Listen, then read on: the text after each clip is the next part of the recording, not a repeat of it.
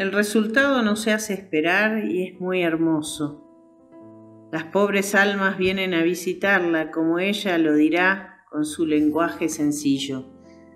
Las almas bienaventuradas del cielo, así como las del purgatorio, vienen a verla y se abren a ella con una gran familiaridad.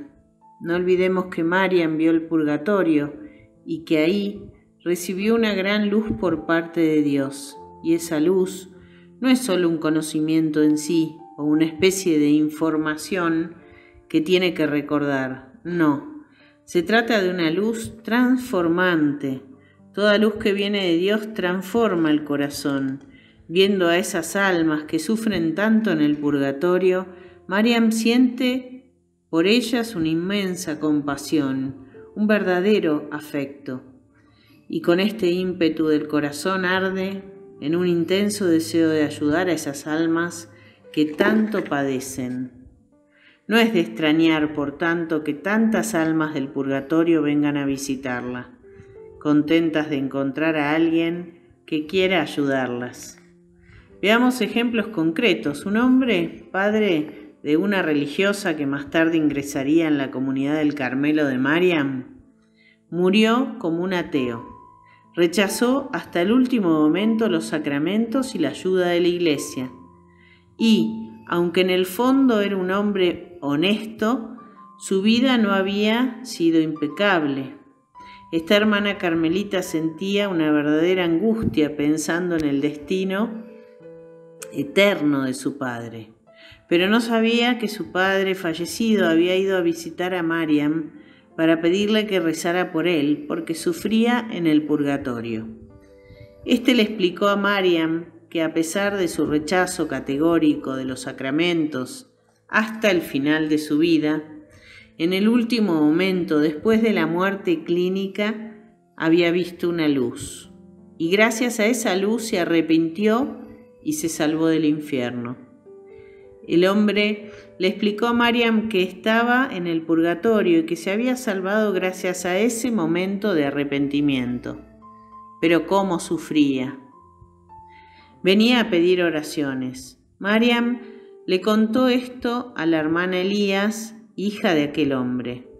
Y ésta exclamó: ¡qué historia increíble! Gracias. Pero si esto proviene realmente del Señor, dime el nombre de mi padre. Mariam le contestó: se llama Reuch. Y efectivamente ese era el nombre del padre de la hermana Elías, que nadie conocía. Y así el Carmelo tuvo la prueba de que Mariam había sido visitada por ese hombre que se encontraba en el purgatorio. Tal como él lo había pedido, se celebraron varias misas y se recitaron novenas por su alma. Y al final de esas misas y novenas, ese señor acudió de nuevo a visitar a Mariam para decirle: ahora ya está, ya entré en el cielo. Mariam explicó que nunca podían hacerse conjeturas sobre el destino final de un alma, pues solo Dios ve en lo profundo de los corazones en el momento de la muerte. En ese momento Dios da una sobreabundancia de gracias para que el alma se convierta y opte por Él, para que elija la luz, definitivamente. En ese momento, más que nunca, es cuando hay que rezar e interceder por las almas. He aquí otro ejemplo. Esta vez se trataba del alma de una religiosa que iba a visitar a Mariam, porque estaba profundamente inmersa en las penas del purgatorio. Le explicó los motivos. Cuando estaba en la tierra, yo estaba en una comunidad religiosa y escondí una moneda de 5 francos por si la comunidad se veía en situación de necesidad, por si llegaba a faltarnos algo.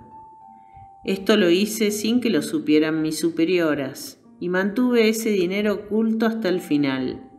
Por tanto, por parte de esa religiosa, no solo hubo disimulo, sino también falta a su voto de pobreza, de desprendimiento total.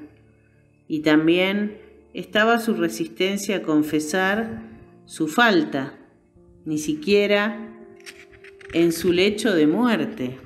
Como llevaba mucho tiempo en el purgatorio, le pidió oraciones a Mariam. y lo más increíble fue que le indicó el lugar donde se encontraba la moneda de 5 francos, que entonces era una gran suma de dinero.